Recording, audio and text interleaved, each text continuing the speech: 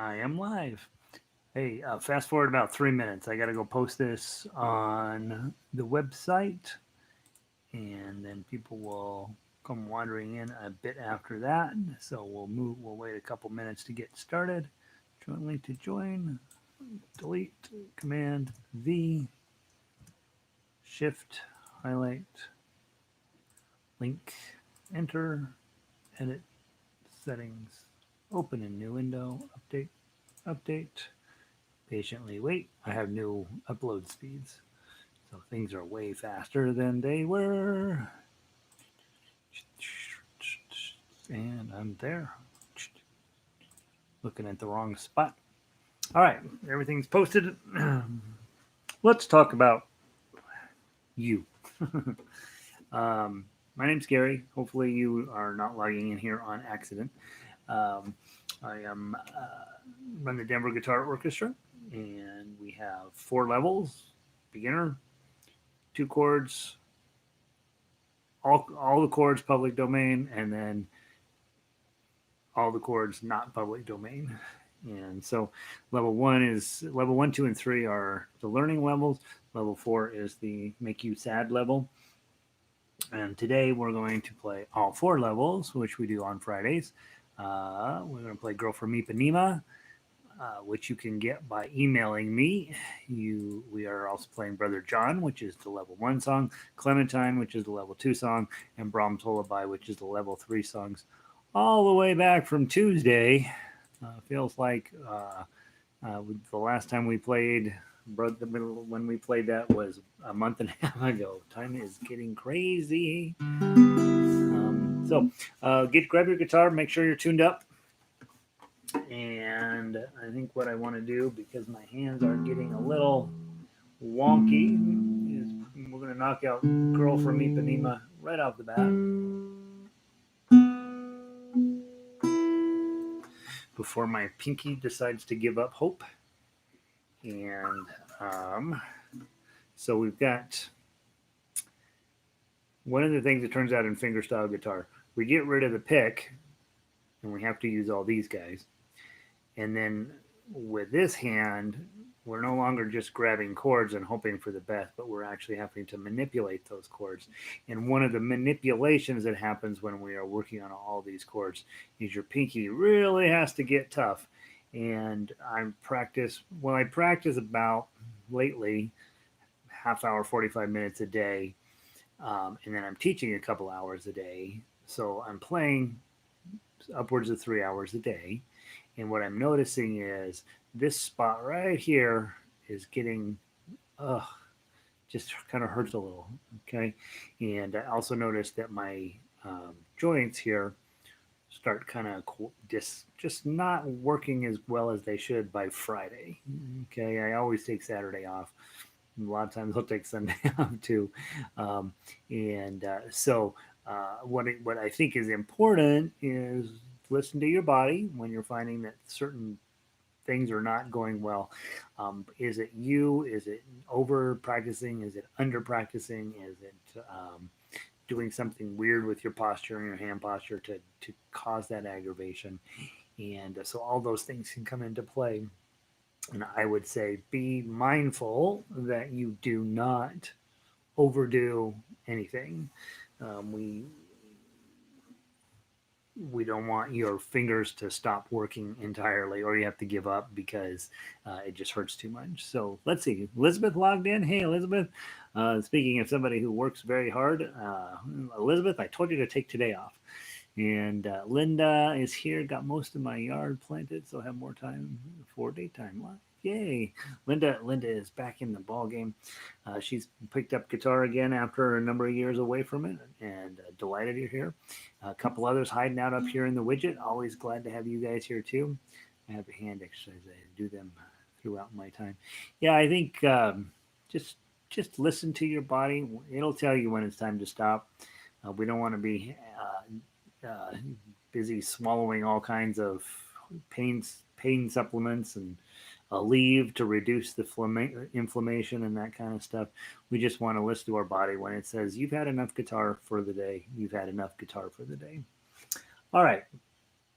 I want to knock out Girl from Ipanema first. It's obviously by far the hardest thing of the week, by far. It is actually truly unpleasant to play in a couple of spots.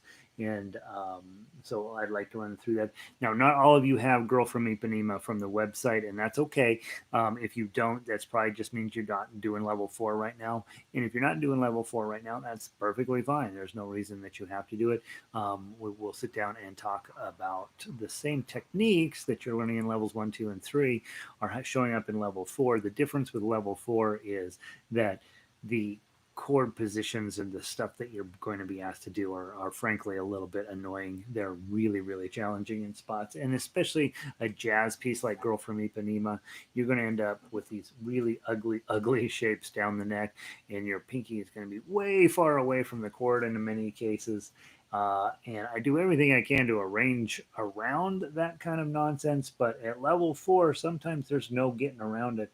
And my favorite moment here in this tune at measure 38, you're dropping this finger on 9, these two on 10, that one on 11, and playing this chord. Let me see if I can get it a little cleaner. I don't even know if this guitar is capable of doing it. There it is. Okay. That's a chord that we're really, really, really going to try to play in this song. And not once but twice. So we'll see how I do. I'll probably blow it pretty good, and I'm not gonna lose too much sleep over it.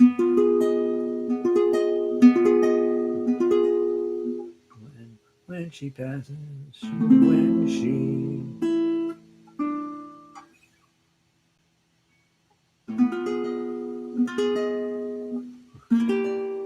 We'll figure out when we get there. We'll get there.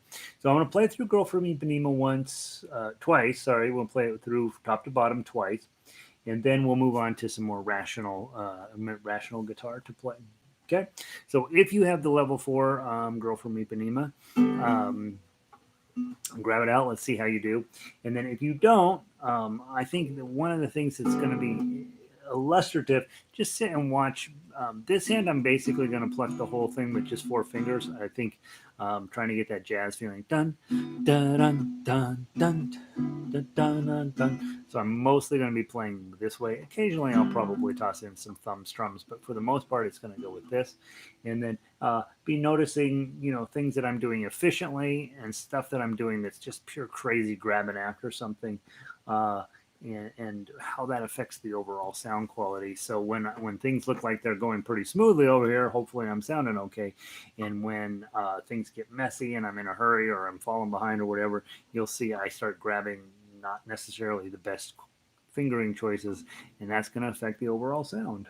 Okay, let's give it a try. We're going to go crazy slow because I know a couple of you guys have it and are probably thinking, geez, this is a hard piece. And it is.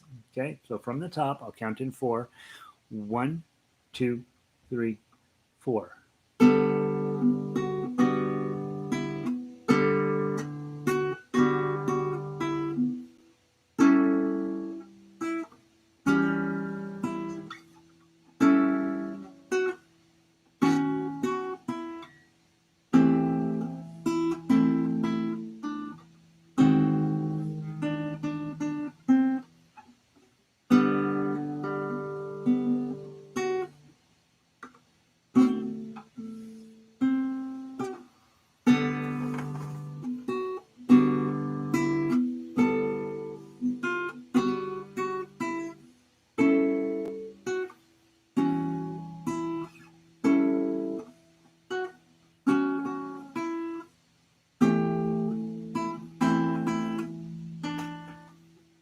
Turn the page.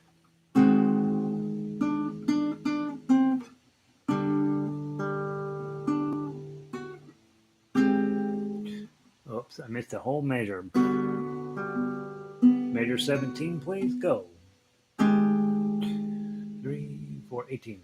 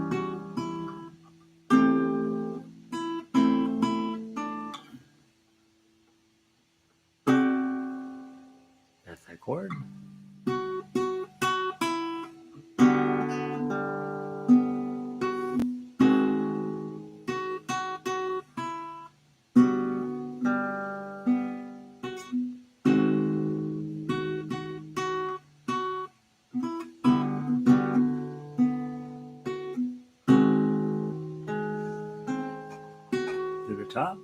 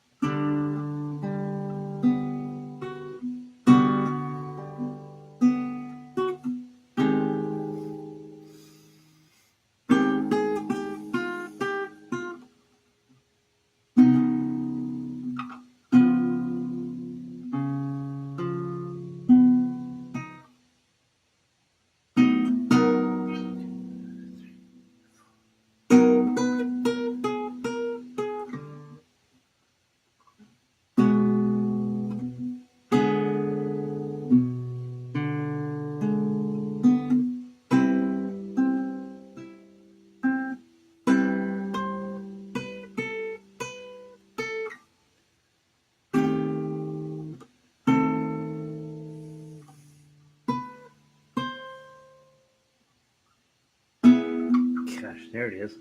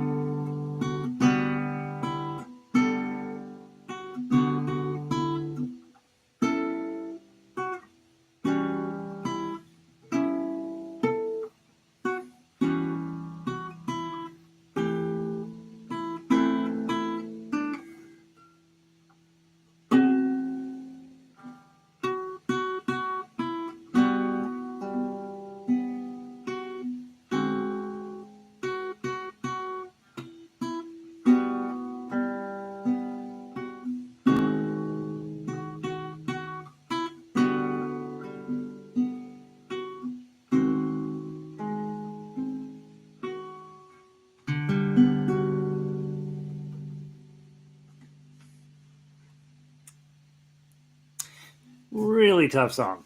Obviously, I would, if I was getting this ready to perform for real, I'd be spending a whole lot more time on it to get this. There's just some subtleties in it that are not immediately obvious as you're zipping through the paperwork, and it's definitely playable. It's definitely a beautiful tune.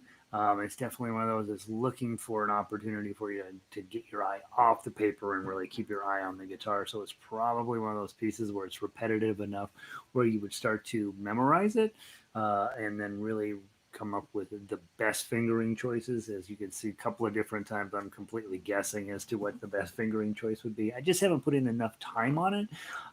And that's one of those things that I talk about all the time. Hey, guys, put in more time on it. Pick one song and really work on it, work it up. And then I keep throwing new songs at you all the time. And so I do know that what I say and what I do don't necessarily line up. If this is a song that you're like, yeah, I really like that song. I like the technique. I like the that bossa nova feel to it. I want to try to get that into the song. You would really have to put in quite a bit more time on it than I have put in on it. But do know all these chords in here work. They sound very jazzy. They sound very deep and complex, and that's one thing that's nice about this playing this on guitar, as opposed to some of the other instruments I work on, where you can't quite get this level of complexity. And as you notice, as you're looking through the tablature, um, four string and five string chords come up quite often, but it's mostly four string chords. So it's not like we're using the complete depth of the guitar and really turning it into something that's almost unplayable. You see piano players do that a lot, where they will have, when you first start, you have your three finger chord, and then as you get a little better, then you start having four finger chords, and then you start seeing guys that are in jazz bands and they'll have eight finger chords, and they bringing in all the complexity and subtlety that you can on a piano. Guitar, we only have six notes, so that's the depth that we can get, which is pretty deep, by the way. And I just think it's interesting that a song like this, with so much complexity to it, really, for the most part, just is perfectly happy using four note chords. And so it's a fun piece to play. It's hard. It's definitely hard. And a couple of these chords on here are really not very friendly to guitar players, but they're doable. If you just would decide, yep, that's the song for me, I'm going to conquer this thing. It does not have to be played fast. That's one of those, well, almost all the songs they put out don't need to be played fast. Oh, hey, Kathy, welcome to the party. You're not late. You're just exactly here when you were supposed to be. We just finished up Girl from Ipanema, by the way. And if something on here makes no sense, or if you think you've come up with a better solution to some of these things, by all means, let me know about it. I think the chord arrangement and the melody arrangement all work together. Me being able to play it smoothly and cleanly right now is not happening, but it would if I decided, you know what, I want to make this a thing. I'm going to just keep practicing this, and it should pay you back. It's a nice tune.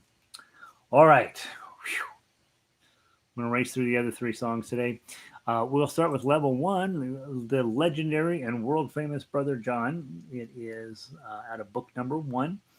The reason this song is important is that this song, Brother John, teaches you everything you need to know, with the exception of 2 things in guitar. It will not show you how to do arpeggios, and it will not teach you how to change from one chord to the other chord quickly. Okay, that's the only 2 things. Every single thing else that you need to know in music is in this very first song. And I would say, when you are, if you're a teacher and you wanted to share a guitar with somebody, you could go wrong in a lot of ways, obviously, but you could also take this and just beat this into their little tiny skulls, and you would have done them a great service. On Brother John, we have there's 3 ways to play it that are obvious. A 4th way to play it would be a duet, and that's 4 different ways to play one single song, and with 1 chord and some melody. And so I think that there's a whole bunch to be taught and learned here, and I teach this song over and over and over and over and over because there's that much to be said for it in terms of learning how to play this instrument and other stringed and fretted instruments. So very quickly, grab your Brother John. We're going to go through it. The first thing I always like to do is just sing the song. I don't like to sing, but I do because it's probably something I'm supposed to do.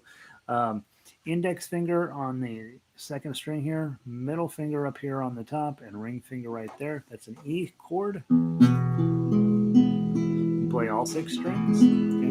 When I am teaching and we're getting ready for our final exam on Brother John, the 4th week, I may have everybody play the song for me. The first thing I'm doing is I'm looking right here to see, is their thumb up here? If their thumb is up here, they have missed the message. Okay, thumb needs to be back here, and it needs to be hanging out right behind wherever my middle finger is. And that's all I'm looking for, making sure that they've got the chord on straight. Okay, and let's do 4 beats. You can either do 1, 2, 3, 4, or you could do 1, 2, 3, 4. Pick your strings, whichever ones make you happy. Or you can do 1 and 2 and 3 and 4 and 1 and 2 and 3 and 4 and. Okay, so that's if you're on arpeggio picking. From the top, 1. Well, let me find my first note. Can't do this is the one thing that Kathy has given me as a gift for the rest of my life, and I'm going to give her all the props in the world for teaching me this. When you're getting ready to sing a song, if you're a terrible singer, the first note on here is that open 0, and if I can get my voice kind of close to that, I'll be a little more successful. 1, 2, ready, play. Frère Jacques, dormez-vous, dormez-vous. Sonnez les matines, ding, Ding, dang, dong, repeat. Are you sleeping? Are you sleeping? Brother John, Brother John. Morning bells are ringing, morning bells are ringing, ding, dang, dong, second ending, ding, dang, dong.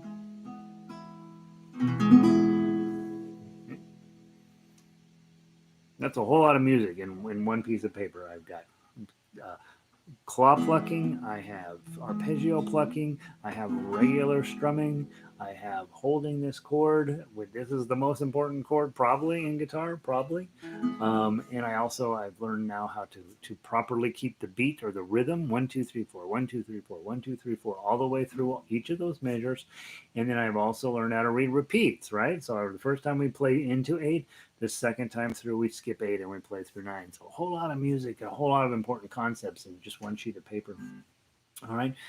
The other main concept that I asked my new guitar players here in Denver to do is to play the melody. And we worked on this earlier this week, so hopefully you were in on that video. One, we're gonna do, if it's a 2, it's on the second fret. If it's a 4, it's here. In measures 3 and 4, we have 4, 5, and 7. And then in measures 5 and 6, 7, 9, 7, 5, 4, 0. And normally, after you've taken the lesson, I'm going to send you home, and the next week I want you to play it in proper timing. So we are going to play measures 5 and 6 with proper timing. In other words, the first 4 notes are eighth notes, so they're going to zip right on by. Okay, when you got something that you know is going to be need to play fast, you play the rest of the song a little slower, so to give you a shooting chance at making it. So let's play the guitar melody line, just the melody. 1, 2, 3, 4. 0 2 4 0 0 2 4 0 4 5 7 4 5 7 7 9 7 5 4 0 7 9 7 5 4 0. First string, second string, first string, first string, second string, second string. Do it again. O 2 4 O O 2 4 O 4 5 7 4 5 7 7 9 7 5 4 O 7 9 7 5 4 O O O O, second ending. O O. Let that ring for a while, and if you're sick of your guitar ringing, hand down here, raise it up over the saddle, and that's how you shut your guitar down. Don't just slap on top of it, it'll sound bad. Okay, that's the melody. And when I'm in class, and I have more than one people, which we may never ever get to do this again, but I have half of the class play the melody and the other half of the class play the chords. Oddly enough, when we get to this stage, this is second week stuff, the melody players are usually fine. It's the chord players who are struggling because they're wanting to play at the speed of the music rather than just keeping 4 steady beats. And so it's very normal for us at this point to say, yeah, you know how to hold the chord, but you don't necessarily know what to do with the chord. And so I just work on making sure they hit it every single beat. 1 2 3 4 1 2 3 4. If I can get the chord players to be steady, then the melody players, it's duck soup for them. Then it's easy as pie for them to play through their easy as pie and duck soup, all in the same thing. I guess it's not really mixed metaphors; it is food metaphors. All right, so that's the 2 ways that I would teach them the first week. I would teach them melody, I would teach them chords, and then I would ask them to play it together. Okay, so what I'd like to do is I want to go back. I'm going to play the chords. You're going to play the melody. Okay, just the melody line. Don't worry about tough acts on this one. Okay, if you'll play the melody, 1 0 2 4 0 0 2 4 0 4 5 7. You do that part. I'm just going to keep the steady beat. Okay, I'm just going to grab the chords and play for you. So now we're going to be playing a duet, and I'm going to assume you're playing perfectly. If you miss a note, just move on. I won't stop. Okay, 1 2, ready, play. 0 2 4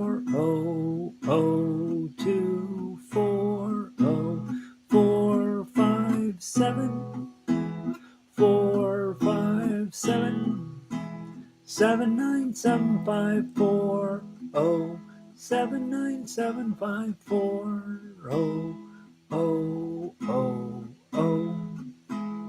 Oh, oh, oh, to the top. 0240, 0240, 457, 457, 79754, 79754, second inning. Oh, oh, oh. Just let your guitar ring. I let this guitar, don't let up on this chord at all until the guitar is done. And if you're teaching somebody, that right there will teach them everything, everything that's important in music, that they have to keep in time, that they have to play melody, that they got to be cooperating as a duet. You're busy with the chord, getting the rhythm correct. All of that's good stuff. That's good stuff. And when I do private lessons with people and we spend a shocking amount of time on Brother John, I think some of my students get it. They're like, yep, that's a really going to be helpful down the road. And a lot of them are like, why is he spending so much time on this stupid Frere Jacques song? And so I know, because I know if you can get this, everything else is going to come together just fine. At this level, I don't expect you to play the tough axe. I don't expect my students to play tough axe, but I do expect myself to be able to play it for them so I can show them what's coming up in the future. And so right now, if you are up for it, let's play tough axe. If you are not, it's perfectly fine to watch and listen and see how tough axe works. Tough axe, as you guys know, you take your melody, you take your chords, you smash them together, and you drop them onto the tough axe line. Sometimes in tough axe, most of the time, the melody is riding along the top string or for one of the upper strings, and the chord is sitting underneath it, just doing its job. And then when we have long notes, like at the end of measure 3 and 4, there's a half note. We'll put in some extra doodly doos out of the chord so that it sounds nice and it's that space is not just filled up with nothing. Okay. Not that it would be filled up with nothing. It would be filled up with your guitar resonating. But in fingerstyle, we like eighth notes, right? And so we're going to add in a couple extra notes just for the heck of it. Okay. So I would demonstrate this, and hopefully you will demonstrate it as well. 1, 2, 3, 4.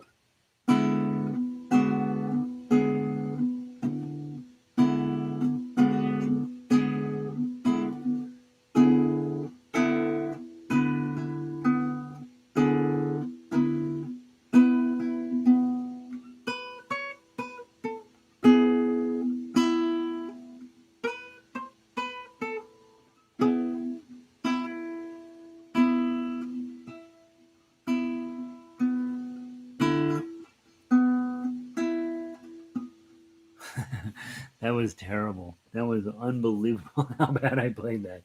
I was like, what is that weird random sound coming out? It's because I was playing the 4th string going, what in the heck? So I grabbed 4 strings instead of 3 strings. So how not to teach play tough axe. That was a great demonstration. Let's try again from the top. Right? We will play it through twice. 1, 2, 3, 4.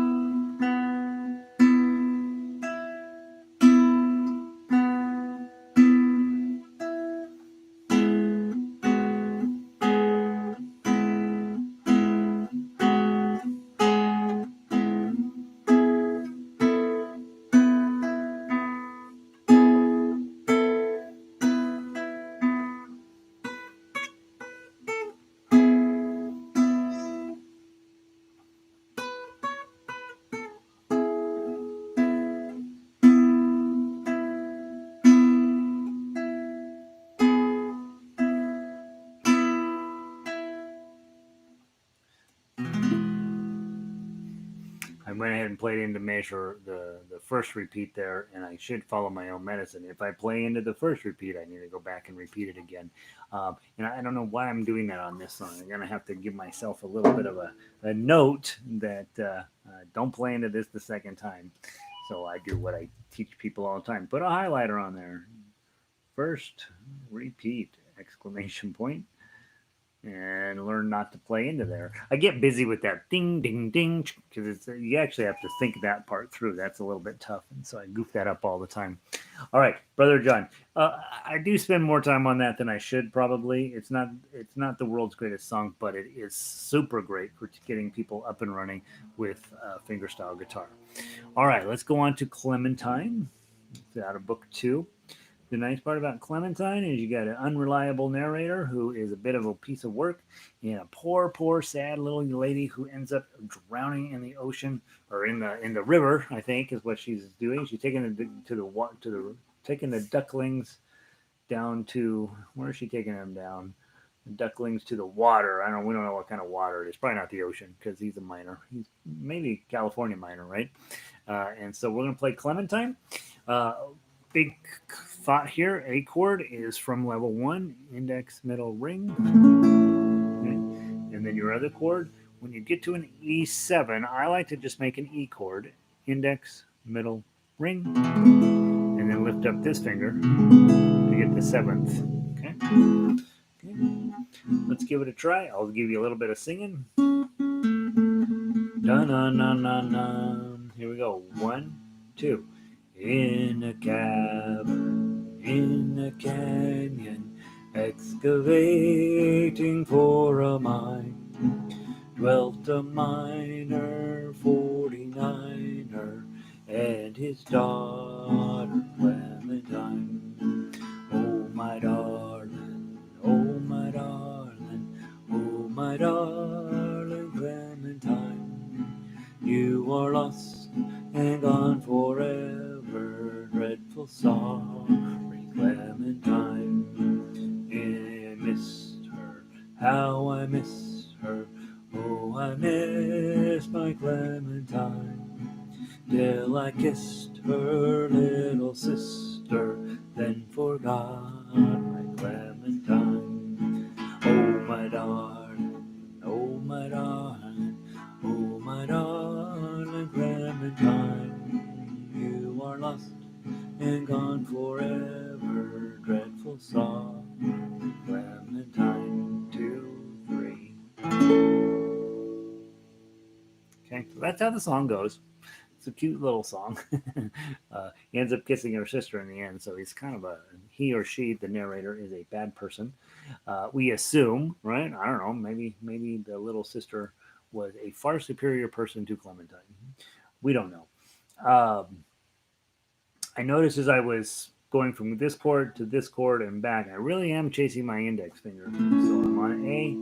I noticed that this index finger went way back to get the E chord first, then we went there, and then when I came back, boom, I'm doing this, really letting the index finger lead from chord to chord to chord. But kind of an important concept. Okay, let's play through the melody. Level 2, I basically expect you to be able to read the tablature, get into position, and play it not smoothly yet, but certainly with a level of confidence that you know what you're supposed to do.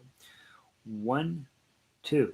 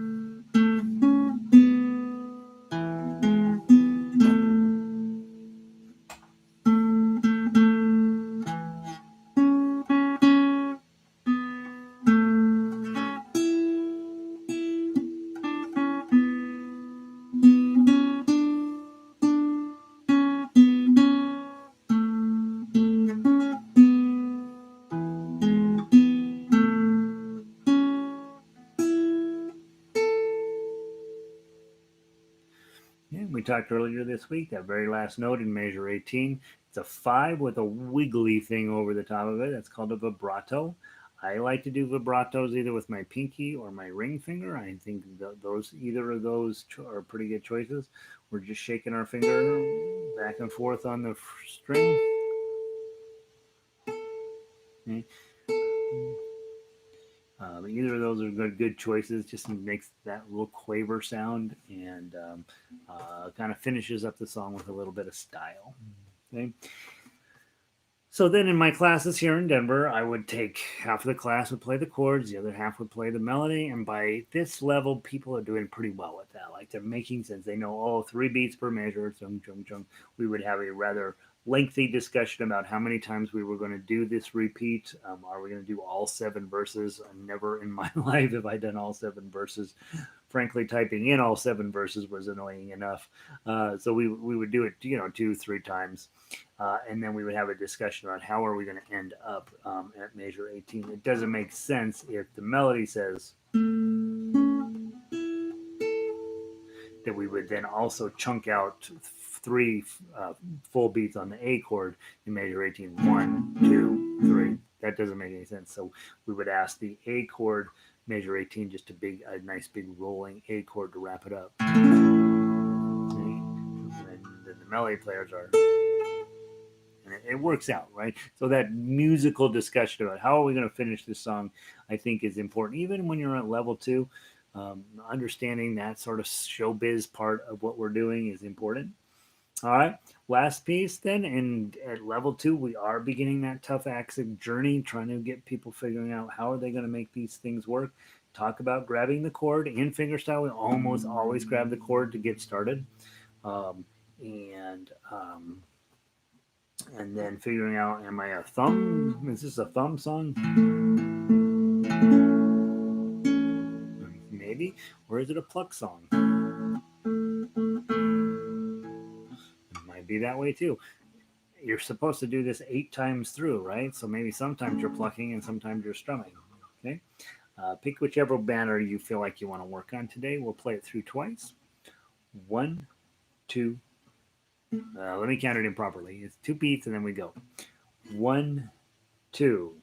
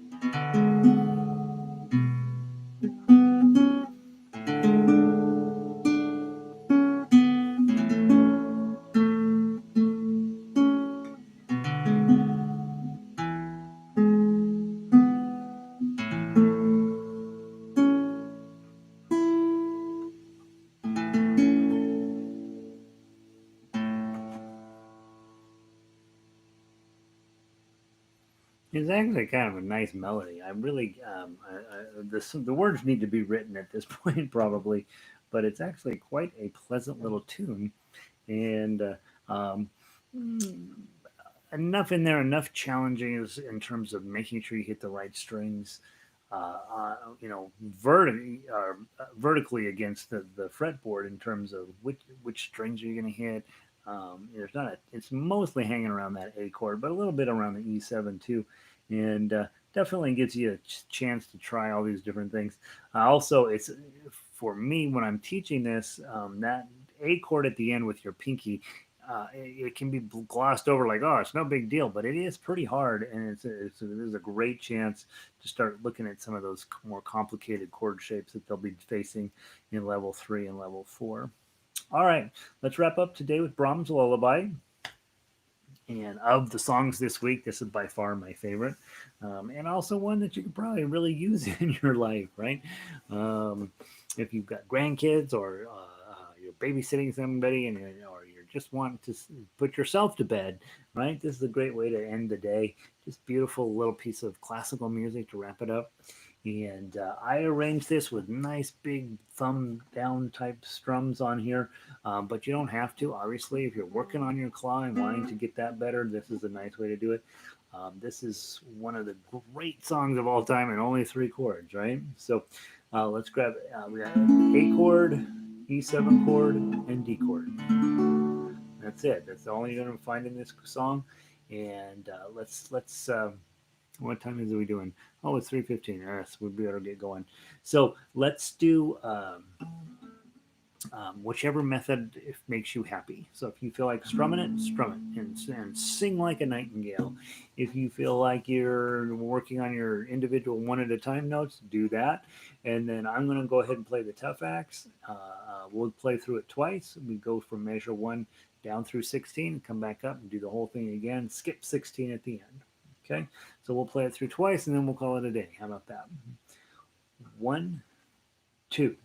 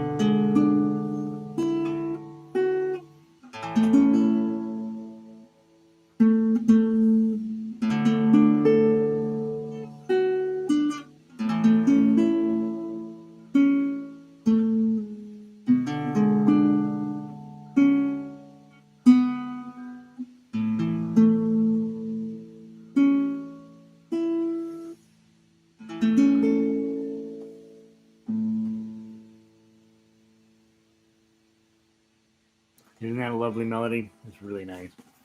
That's enough for the week, guys. Don't you think? Let me know. Obviously, one of the things that's interesting is I don't hear very much from you guitar players. So please let me know what I can be doing to make your life make more sense. This instrument is hard, and I want you guys to get whatever you feel like is going to be helpful to making you a better player. I think all of these songs are great songs that I hand out and that we work on, and hopefully they're making it make sense for you to play guitar a little bit. And then you can decide, hey, am I going to be a rock star up at Red Rocks, or am I just going to play beautiful melodies sitting in my basement? Both of those are legitimate musical goals to have. And hopefully, this one for sure is set up for, hey, I just want to enjoy playing guitar. And at some point, I may play with my friends, I may play with other people, but right now, it's a great opportunity to ramp up your solo skills, and hopefully that's making some sense for you. So send me emails if you have questions. Next week, I mentioned it yesterday, I didn't get the sheet music done today, but next week it's Hotel California for the level 4 song. And I was talking with Christy today, and I says, hey, how's this stuff going? And she goes, well, I appreciate you doing all these arrangements, they're very easy until they're not easy. And I think that is what level 4 is all about, is that, hey, mostly these are great songs, but there are moments when they really, really, really are difficult. And so that I don't think that's ever going to go away. It doesn't matter what song you're playing. Thanks. Enjoy your reading. That tells me have better. Yeah, Kathy. Hopefully you take what you've already learned, and hopefully a little bit more formal education here, and sticking those two together. Especially if you're a singer, I don't think you necessarily need to work this hard. But if you are wanting to master guitar, if you want to become an instrumentalist, you really do have to fight your way through all of these strange things that your hands have to do, both left and right hand, to really conquer the instrument. And I don't know if you ever master guitar, but you can get where it behaves. It behaves a little better. And I think biggest challenge with when we are self-taught is we have this tendency to go find some songs that we like with chords that seem kind of easy, and then we have a tendency to get stuck there because everything beyond that is we just don't have the training for. And so hopefully I'm giving you a little bit of a background, a little bit of a bigger picture of how these chords and how the melody all works together, and then you can decide if you want to sing or just sing and strum, or if you want to start going to that next level where we're putting it together as an actual piece in and of itself. So I think it's worth the effort. It's always hard. I'm a long way from being awesome at it myself, and I think this journey of just continuously working on these things, I'm much better than I was a few years ago. Much better. I got a long way to go until I'm really good. And by the way, somebody sent me a link to Carlos Santana is offering master classes right now, and I think yeah, if Carlos Santana is teaching stuff, that would be great to go learn. But am I going to be able to play like Carlos Santana when I'm done? No, and under no possible circumstance is that going to happen. So I'm glad that I mean, we just keep journeying forward, and at some point maybe I'll need a Carlos Santana class, but not quite yet. Let's see, Elizabeth, you have a wonderful weekend too. Good, Linda. I'm glad that this is helpful, and at least give you a chance to get that guitar out and dust it off. And I was married to my capo. Well, Kathy, you're a singer, right? You have vocal skills, and so that makes sense that the capo on guitar, you learn your main chords, right? You learn 6 or 8 chords, and you use a capo, and you're kind of set. If you're a singer. If you're not a singer, which I am not, obviously, then you have to start thinking about next level stuff. Also, Kathy, because you're a musician, that taking that capo off feels so good. It's like, oh, now I'm actually going to learn the theory and the thought process behind this instrument. And so hopefully all that's worth your time and your energy, and hopefully you'll keep moving forward. All right, guys, it's time for the weekend. I gotta go finish writing Hotel California and a couple other tunes for the other group, and we'll get all that stuff posted this weekend. Have a wonderful weekend. You guys I'm counting on you guys, and then whoever else is hiding up here in the widget, to know this is not a great time to be hanging around outside. So let's stay inside and be safe, and play guitar and get better, and maybe get some calluses on here, that kind of stuff. So all right, guys, I was lazy for sure. You weren't lazy. You found a different way to be successful, Kathy. All right. Have a wonderful. That's the one thing I know about all of you guys logging in. You are not lazy. So have a wonderful weekend. I'm gonna bump the stream, and I will talk to all of you guys either through email, or I'll see you on Monday. Have a great weekend.